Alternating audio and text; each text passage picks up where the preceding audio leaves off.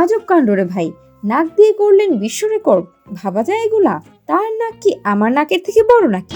আরে না বোকা, নাক দিয়ে গানের সুর বাজিয়ে বিশ্ব রেকর্ড গড়লেন এই নারী।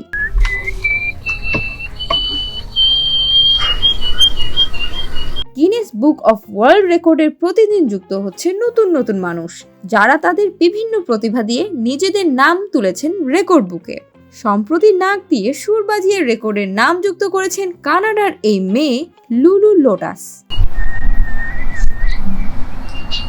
লুলু লোটাস তার নাক দিয়ে 44.1 ডেসিবেল পর্যন্ত শব্দ উৎপন্ন করতে পারেন। তিনি এখন পর্যন্ত বিশ্বের সবচেয়ে জোরে নাকের শীষ তৈরি করা ব্যক্তি।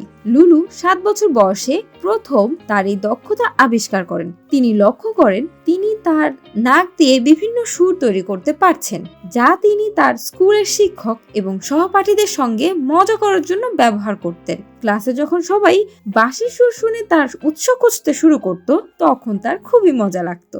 এটা কোন ধরনের মজা রে ভাই?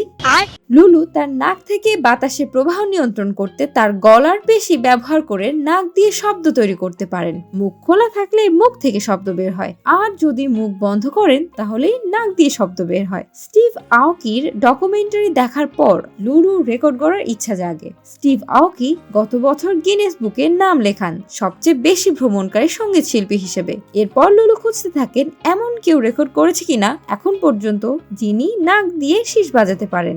ব্যাস, অবশেষে তিনি এই রেকর্ডটি নিজে দখলে নিয়ে নেন। সো ভিউয়ার্স, এরকম অদ্ভুত প্রতিভা দিয়ে বিশ্ব রেকর্ড করা নিয়ে আপনি কি ভাবছেন, বা আপনারও কি এমন কোনো প্রতিভা আছে কিনা কমেন্ট বক্সে জানাবেন কিন্তু।